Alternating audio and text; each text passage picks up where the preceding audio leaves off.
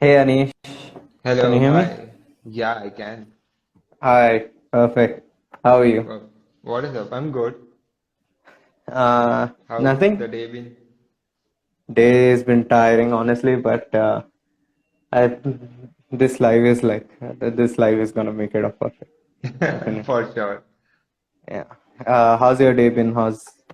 My day How's it? been quite lazy. I was sleeping for a while on a beanbag, and I think this life will make the day. Jealous, bro, jealous, honestly. All right. So for people that are joining from Anish's side, I'm from TBG. TBG being a community of creators all over India that help and uplift each other in whatever way possible. Come check out our stuff on our page. So And from our TBG has side, photographers, filmmakers, and what all? Writers as well. not many writers as right now. More of the Our resources are more focused towards photography and filmmaking. Yes. so the bigger pool Um, is of photography yes, and filmmaking. and filmmaking as well. Yeah. Okay, nice. And yeah, from our side, well, this is Anish. Anish is director and DOP at Shebang, and honestly has a portfolio that just left me in awe, to be honest. Glad you liked Uh, it.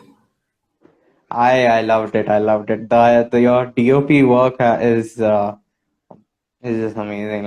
Uh, all that aside, even your In Insta. fact, most of it is still not get out on my channel. I need to like in coming 3, 4 months, I'll be putting it out slowly, week Uh, by week. I have a lot of pending stuff to upload. It's all from 1 year ago. I personally I loved your Instagram DP also. That itself was like I was like yeah, damn nice. Thanks. So yeah, today that's what we're gonna talk about, right? We're gonna talk about your masters in cinema, Yeah. your education. So where should I Then start with? your I can start from my school. I can start from where I was when I was oh born. I your can start from my masters. Where do you want me when to did your start from? filmmaking journey start? To be specific. Okay, so I'll start from there. I was doing bachelor's in commerce and I was doing CA. So Okay, quite different from filmmaking. And during definitely. Yeah. that process, like, uh, so I used to study in a room and because so I can focus on studies, all the electronic gadgets were removed from my room and only one camera was left. And I was a very tech freak guy. So I learned everything about that camera. I downloaded like some 10, 20 books and I learned about every technical aspect possible. Hmm. And that's where my interest in technology behind filmmaking grew. And Mm-hmm. I just wanted to, looking at the films, I understood straight up how it's done without even doing Okay. the research, how the technical Okay. part is done. Uh-huh. And then by the end of my bachelor's, I had to do master's as well. And now I had figured that CA is not working out for me. This thing, commerce thing is in general not working out for me because I was Hmm. also not able to clear the exams. That's one part of it. Second part of it is that I had already a lot of interest in filmmaking and photography in general, but I knew just the technology part of it and not much of Hmm. the art part of it. So I Mm-hmm. joined a film school. This film school gave me, it actually gave me 2 years to be with myself Okay. and find out what I really want to do. So it was in Noida. It's called Asian Hmm. Academy of Film and Television. It Okay. was so 2 years we were just watching films. We were looking how different experimental filmmakers do things differently. Even if they don't work out commercially, but like why they took that step and how it's very mesmerizing to watch at times, these things. Hmm. So during that 2 years, I fell in love with the art part of the filmmaking. Why, how Right. montages are made. Montages was like most enlightening thing for me in the college. That Right. if you put a food shot after a person's face, it looked like that person is looking at the food. That's very basic Hmm. thing. But Right, right. the ways this thing can be used is like extraordinary.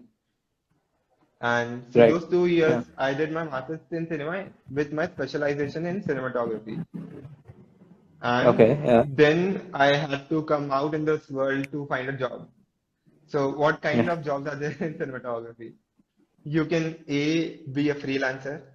Right. B, you could work in television. C, you could Yeah. work in movies. D, if you are rich enough, you make your own movies and put them out. And and then there's advertising. Hmm. So I thought I like went to each of these places and tried where I could go, where I could fit in very well. Hmm. And eventually I think it's advertising. Advertising because there's some growth level to it. You start by making 30-second films. You make a lot of 30-second films and you figure out what production thing can go wrong on set and things like that. And once you ace that mark, then you can start making your films bigger or even stick to advertising. It's very interesting how you have to tell so much within 30 seconds. There's a lot to be Yeah. communicated. Yeah. So there's a popular quote, a picture says 1,000 words, and you have to control all 1,000 of them. That's very true. Yeah. So after So my masters, like after a couple of months of my masters, I came to Shebang as okay. video editor. Hmm. I joined here September 2019, Mm-hmm. and I worked as video editor for like let's say 4 to 5 months until Hmm. 2 3 months before the lockdown. And Okay. then is when I switched to being a DOP. I did some projects, I did some 20-30 projects, and then lockdown came. And after lockdown, it continued. Like the moment lockdown opened, we were out. Yeah. And I have been here for a while. That's amazing. Yeah. So, you got Shebang like pretty early into your professional career. Uh, Yeah. how much? How did your freelancing career? How did the freelancing part of your career go? So As a freelancing, cinematographer, how does freelancing look like? I'm very curious. as a freelancing, so I'll speak from the agency side of it. So Okay. mostly it's agencies who hire freelancers, or if Okay. at times if the brand is smaller, the brand directly hires freelancers to shoot projects for them. So Mm-hmm. what we look in a freelancer is he should have a good story, he should have some work experience, and he is nice to work with in general. He is very chill to work with. These are Yeah. like key things we look into freelancers while hiring. Okay. And this, when I directly came out of the college, I was missing two of them, maybe three of them. So I was missing a story. I was missing a lot of brands on my portfolio, and I don't know if I'm good to work with that. I can't tell. People with me can tell. I mean, the And so comments definitely that vouch may, for that. yeah. So that's why I chose to be an agency. So Hmm. with freelancing, of course, there's a lot of money, but with agency, it's like an escalator to a higher floor. Right. But freelancing gives you a lot more leeway, right? Like lot more flexibility about the kind of project that you want to do, rather than an agency asking you that things you must do. Yes. So as a So, freelancer, when you are a freelancer, you have to do a project. You have to take care right, of every aspect of it. When you are in an right. agency, there's a team for it.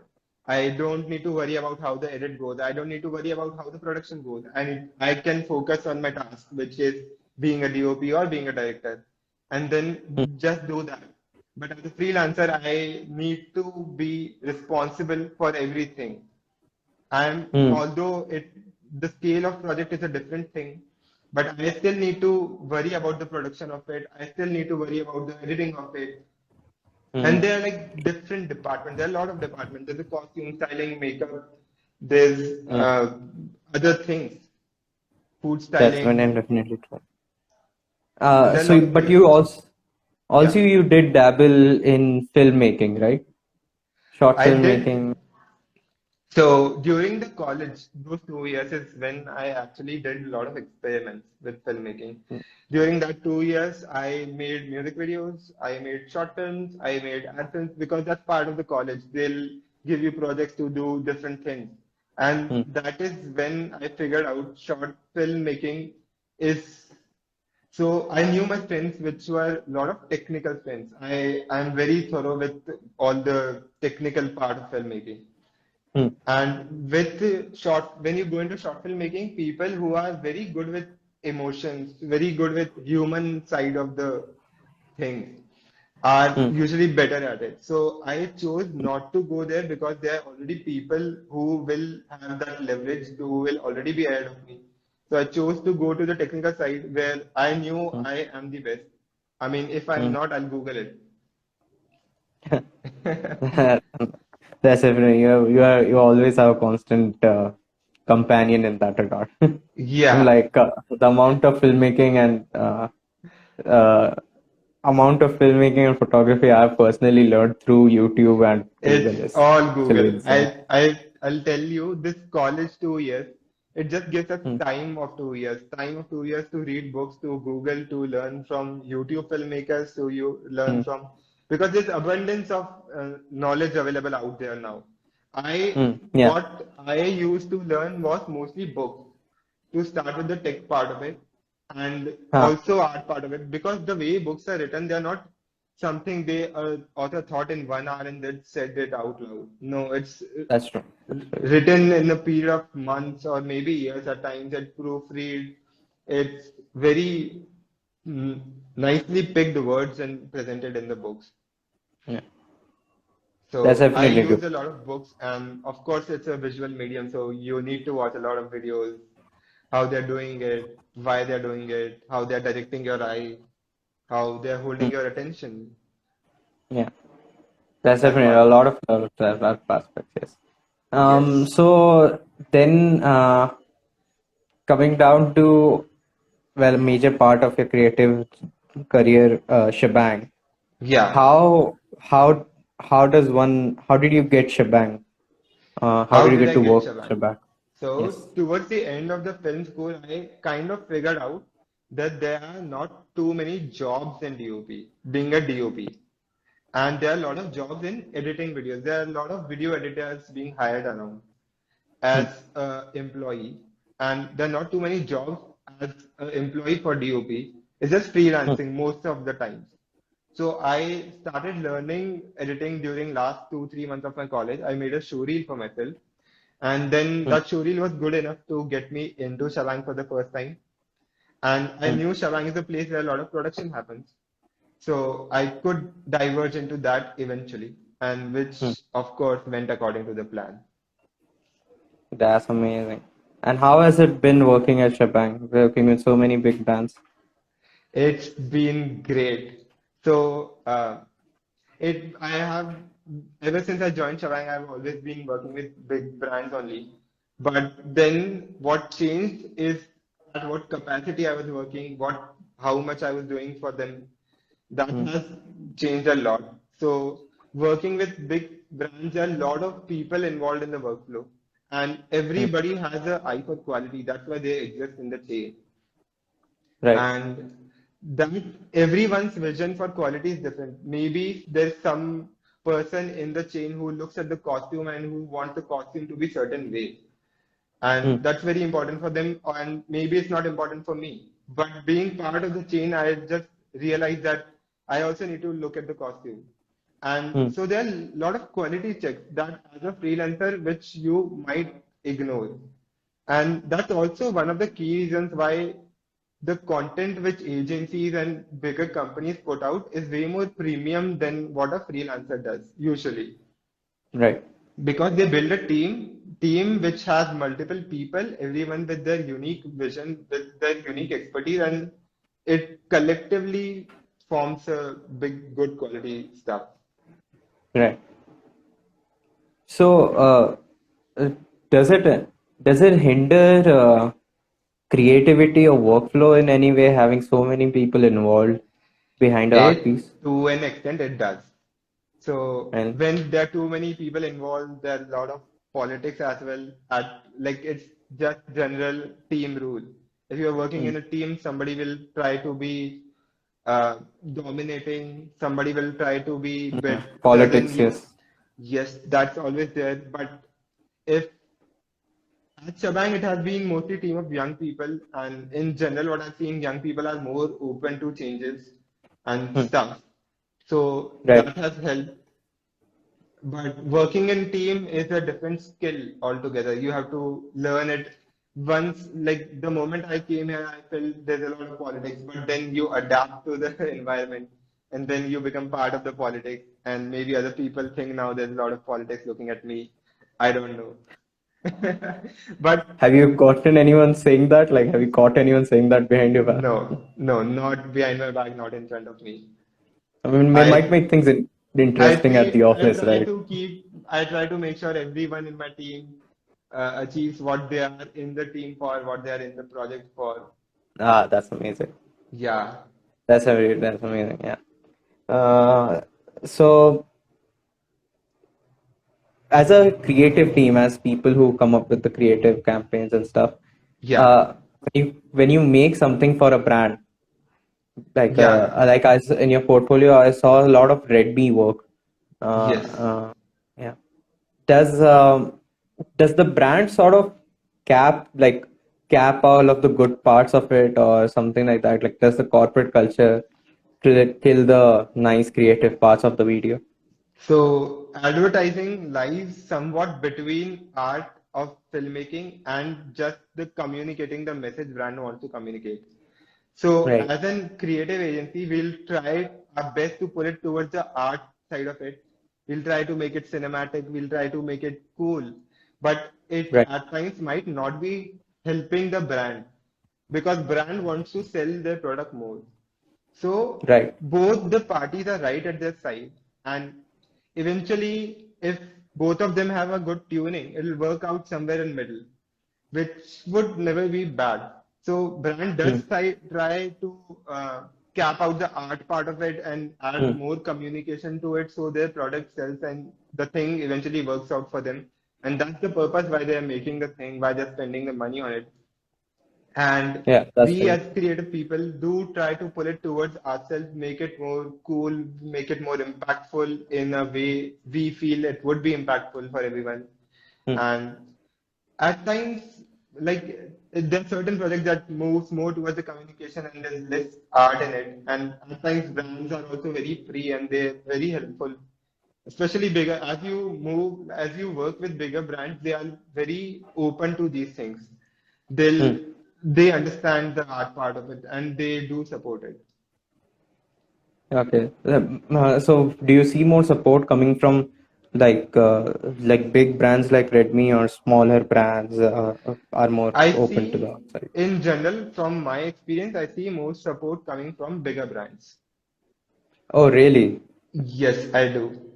That's quite contrary to what the general was. Yeah. Smaller brands is a lot of variation in what they could be expecting. Sometimes they just Right. want straight up communication that we have this thing, you just need to communicate this set of words into this 30 seconds, into this 15 seconds.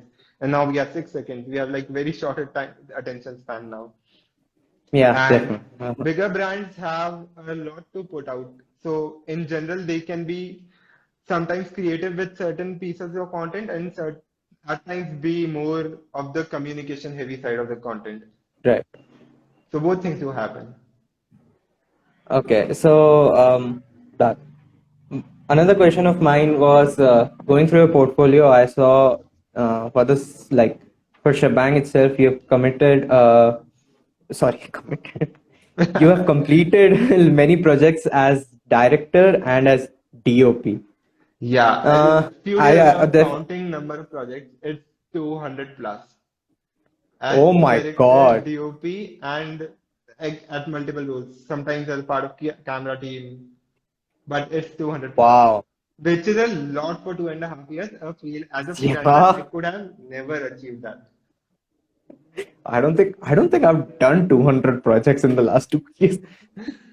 But Being on a wow, shoot that's every amazing. week. And then at times we are involved in a project at different capacity. Not It's not always director. It's sometimes Right, DOP director. I started as camera assistant and I did editing. I did color grading. I have right. I have many skills. Wow. Yeah, yeah, definitely. Like your portfolio just like aligns as YouTube from DOP from that's amazing. So my question was that obviously a lot of responsibility changes when you are a director and then when you are a DOP. Yeah, But apart from the main one, that handling the how the frame looks and then handling on the entire crew, yeah. how does it like mentally change? How does the burden change for you?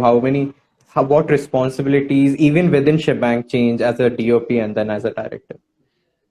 As Because per DOP, yeah, okay, I'll start. I was editing. That is very straightforward and simple most of the time, unless I have a idea which I want to put across, which also usually get accepted in this mm, environment. Then I started being DOP. DOP gives me freedom to select the frame, at times do shot division, and it's more or less how frame looks. But I am right, already given a list of shots which are supposed to be shot, and mm, then it's how it will be edited is to an extent a little out of my control because right, now editor owns the film and it's his creative judgment to make the film look the way he wants to an extent. Editor and mm, director, both of them collaboratively. But right, as director has final creative call on everything. It feels to me, I see a lot of freedom as a director, working as a director. okay, okay, So when I'm a director, I see there are 100 things I can play around with. As if I was a DOP, it would have been only 25 things that I could play around right. with. That's true. That's That's true. the scale of difference I'm talking about. Yeah. It could be in terms of how we can change it in terms of art, how we can change it in terms of location, what all Mm, new filmmaking techniques we could apply. Let's say we saw Peter McKinnon doing something very cool. Should we integrate that in our video? Or let's say I saw some Hollywood movie, some movie, mm, they did this effect where camera moves around and then lights are moving yeah. around. Can we integrate that? That Mm, thing, the director has a lot more freedom over that, and I right. feel that change coming in as I move to direction. So you're definitely taking a more of a director up, like you're furthering away from the role of DOP and going towards direction. Yes, I'm going towards the direction, but I'm trying not to further away from being a DOP. So every Right. director comes with a certain specialty. Some directors are very good with art. Some directors are very good with Yeah, that's true. storytelling. So I feel I'm a director who will be very good with cinematic visuals if like as I progress in future. So I want to keep that element intact in everything I make. I want to make everything look very cinematic. So that becomes my directorial style, if I would say that.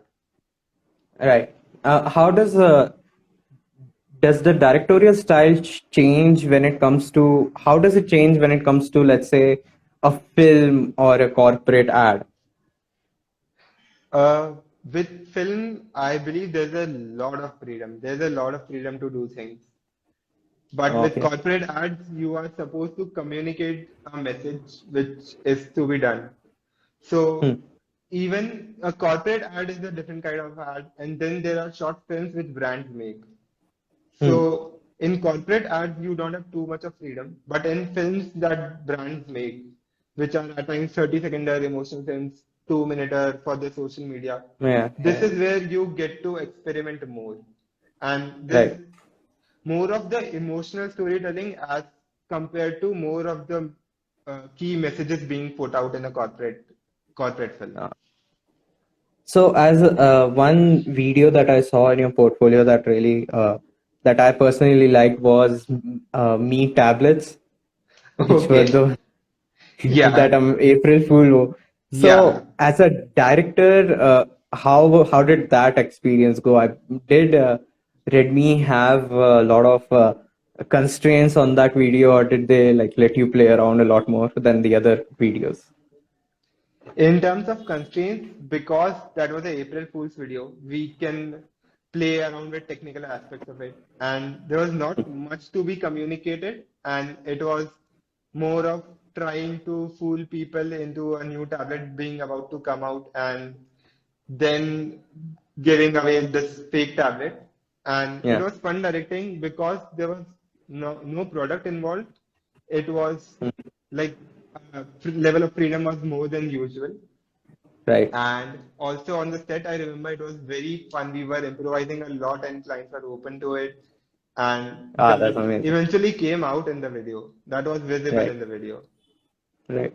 Yeah. So the packaging of the entire tablet and all you guys only got to like make when It post. was mix of, it was a team of people. So like different people were involved, but yes. Right. That's amazing. So that's now I come to my final question, which is how do you Okay, see final question. ad filmmaking evolve now from here on out onwards? Here on now, art filmmaking. So now, earlier, if I like roll back to 20 years ago, it was Hmm. just television ads in terms of filmmaking and advertising. It was only Right. television ads. But and then television ads were very thought of. They Right. used to put out one ad in a year. A brand used to put out one ad in a year. That ad has to be on point. It will be played again and again throughout the year because all the money went into it. Hmm. So it was a very thought of thing. They used to put jingles in it. They used to Yeah. have a catchy tagline, a celebrity. This was the scene 20 years ago. Now we have social media. We have apart from social media, where else videos are playing. Okay, it's mostly television and social media, but then social media is also divided into so many parts. There's YouTube, there's Hmm. Instagram, there's Facebook, there's LinkedIn, there's everything. Right. So now every brand is making so many pieces of content. I have seen a trend that they try to copy what popular YouTubers are doing on YouTube. So let's Hmm. say they'll try to make a sketch video, but then Uh, I see brand lagging in a way. What YouTubers used to do 4 years ago is what brands are trying to do now, and what hmm. YouTubers are doing now, brands will be doing it in future because they see Yeah. it work out in a period of time. That's when they decide to adapt that thing. But I Huh. think brands should be open to new ideas. In terms of open to new ideas, I mean every time we need to present it to a brand idea, it needs Right. to have a reference and a proof that it worked out for someone, which Okay. with a new idea might not be possible. If I have a new idea but it has never been done before, it'll be a difficult Right. Proof sell of for concept. me. So that part I would like brands to be a little more open to it. But in general, That's I right. see there are many young minds in the brand side as well who Hmm. it's now getting very brand specific if I think of it in detail. That certain brands are open to new ideas, certain brands are sticking to older concepts. Hmm. So I think it's a bigger field now. You can find what you want to do and you'll find people for it and it'll happen. So But yeah, how do creators cope with the changing brand scene that's like constantly creators, evolving, as you said? so creators should, I think, find out what they would like to do, Right. and then there is definitely a brand for it out there who has same Okay. vision. And if these two people, these two parties click, then it could be very wonderful. This That's could be nice. one part of it. Hmm. And how else can creators find more, um, how do we do it? I haven't thought of it too much. I mean, I feel like Yeah, with so many brands coming up themselves, yeah, the need for creators like this professionals in this field is always like it's just constantly growing. So all that you can do is, a creator can do is just as cliche as it sounds, is like yeah, keep creating, yeah, keep learning something new, and keep like updating your work like on social media and stuff like that. Like keep putting your Definitely work those also points, out there. and then to moving to the commercial side of it, try to Right, find people who are like you, similar to you, right. and who Yeah, you can collaborate. work with more. Right. Collaborate with people, with brands, and this way it could be good for creators in general moving forward. Yeah. Yeah, and it'll good be good. It'll be good for brands also where they won't have to like compromise. They can actually get creators that's to suit their style and niche, and yeah, both of them could make something actually kick ass. Yes. But I want to ask you So something. You have done a lot of podcasts. What do you think is a better way for a creator who's just starting out to work for a company or work as a freelancer? Like, out of all the podcasts you have done, which one do you think? um, so while both of those fields have like their own perks, with Yeah. while if you work with an agency, I've personally worked both as a freelancer and I worked with an Oh, agency. yeah. Yeah. So with the agency, I learned a lot more. I was much less scared to make mistakes because I had a team behind me who would, like, teach me and really help me grow in many of the aspects. But Okay. as a freelancer, I've definitely you get to try a lot more things than you would in an agency. You get to Okay. experiment in a certain projects and stuff, have more creative freedom, and uh, so the best way, like the ideal way that I would suggest to any creator is intern, work with an agency, but Yeah. still do passion projects. Do Yeah. projects, do stuff like that, which you don't have to actually, worry about money and just like me. But Yeah. still work with an agency because that teaches you a lot of stuff, like a lot of That stuff. that fast forwards your growth in terms of a creator, but Right. it does restrict your freedom because there's a team and Yeah, everybody definitely. has, Yeah, yeah. everybody has roles. Yes. So we'll quickly get to the questions now. Yeah. A lot of questions that I saw during the Yeah, beginning I of the saw chat. there's so many chats we have ignored. I'm feeling so bad. A lot of people saying hi to you. I guess you'll just have to tell them personally. Uh, Yeah. so our first question was, Anish sir, when are you making some film like Jani Dushman? Jani Dushman. So it's a funny story. It's a very inside joke. I, who did this? Who said this? Uh, Okay. Parth Joshi. Parth Joshi. Yeah, he's from my college. So we made a film called No, Jani Dushman is a popular film, but Uh, then it's a very inside joke. There's too much details to it. it's So it's fine. I'm It's never fine. making that Then film. Yeah. we have someone called Wish X underscore saying we miss your memes Vishal. also. Of I'll send Vishal memes right after this chat. I'll Uh, note this down my checklist. Send memes to Vishal.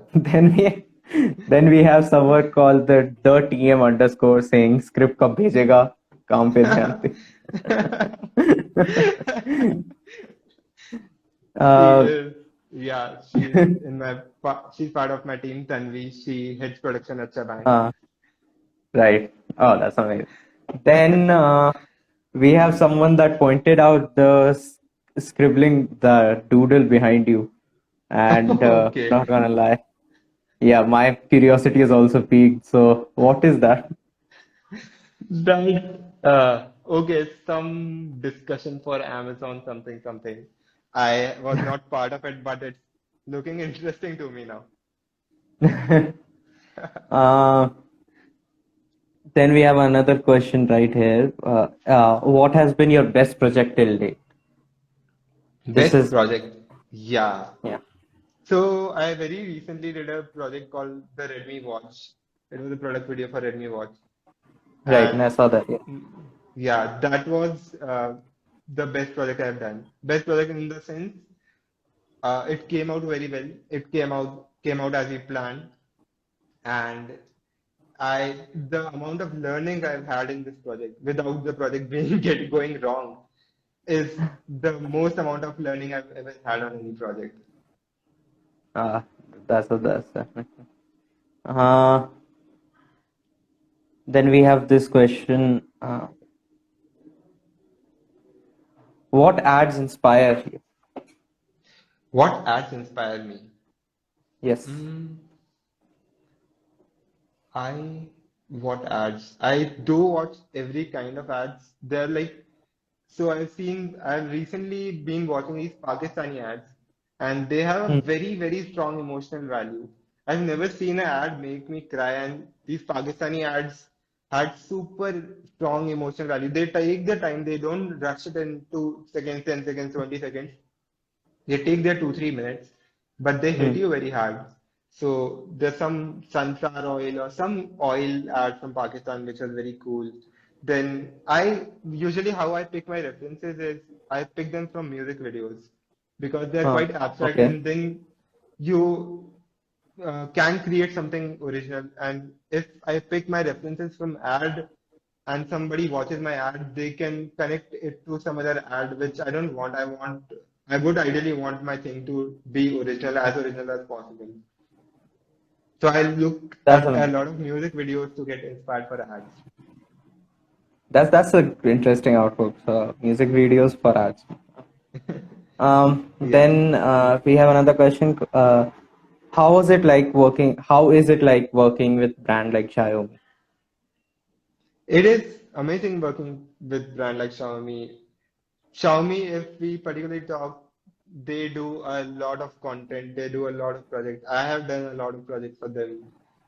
Hmm. And yeah, it's good. I can't talk much about it here. No, no, Is that's fine. also That's one fine. part. We won't push.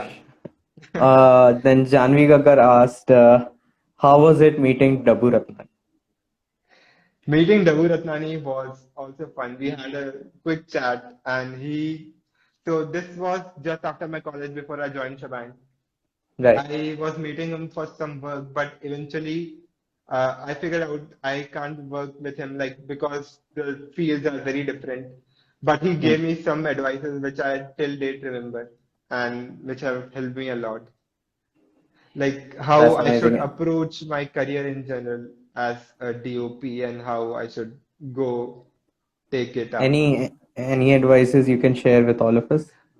Particularly how he said build a showreel, which was Uh, not a priority for me until then. But then I started building a showreel, and then he also told me to stay like how working with people you have to like be a person who someone remembers even after days after the shoot. So let's say I met hmm. a person today on shoot, but he still remembers me. So the vibe That's you carry on the shoot because on the shoot I'm meeting 50 new people every time. right. If not 50, I'm meeting 10, 20 new people every time. And then these people should remember me. That's Hmm. what I carry forward most of the times. That's amazing, actually. Yeah, a shoot is just like a shoot on set. It's a very like different It's very stressful hectic, environment. very stressful environment, and Yeah. still carrying that chill vibe and making it a fun day is a task. Amazing. Uh, we have Anishi asking, who motivates you most in life? Who motivates me most in life? I think it's Anushri only. She's my sister, and Oh wow. she motivates me a lot. What does she do? She is into psychology. She is in college. Oh, that's My amazing. younger sister. Yeah. We have another question by Shaka Bodra. Any fun memories on set you remember? I'm so sorry if I said that name wrong. No, you said it right. Fun memories. There are so many fun memories from every set. I can't make a list of it. But yeah, I mean, there's nothing in particular. Nothing in particular. Okay. Kishtika asks, personally, do you think sticking to a creative niche is better than experimenting with different art styles? Creative niche. So creative niche is something you find out after doing these experiments. Right, So it's a process. First you experiment and then you find creative niche. So it's step one and step two. So there's no right, choice here. That's what I right. feel. Yeah, and personally, like, I feel like even if you do have a niche, no Yeah. niche is so tight that you can't like here and there play and Yeah. experiment and learn from Then others. you experiment within the niche. There are so many layers to Yeah, it. exactly. Yeah, You never, exactly. as This. a creator, I would never want to create same thing twice. Yeah, very Same, true. I would like to make, even if I have to do same video twice, second time I'll do it very differently. Yeah, exactly. So if you're in like if you're a filmmaker or something like that, there will be videos where you'll have to experiment with animation and motion graphics and stuff. You'll keep Yeah. learning like. So the Yep. part we experiment with can change. Sometimes you experiment with costume, bring in crazy costume, and try to Right, keep everything simplified, but experiment at one place. And then next time you right. experiment with VFX, and you keep other things simplified, and then you figure out how it can work out. And these experiments are eventually helpful when you do more stuff. Yeah, exactly. You get a sense of direction Um, where you can move in and where not to move in. yeah, exactly. Windows keep opening and closing. Yeah. Um, Thank you, Anish, so much for this live. It was Thank you amazing. so much. So much I got to learn. And so much about art filmmaking world we got to learn. Any project of yours upcoming that you want to tell people about? Anything that we should look for? Upcoming projects. There's no such upcoming projects. I mean, there are upcoming projects, but there's nothing I'm very hyped up about. But there's a lot of work which I have not shared it yet out there, which I'll be putting out now, I think, More majorly on what, like Instagram or YouTube? on Instagram and mostly Instagram now, We'll keep our for eyes now. peeled for that. For that.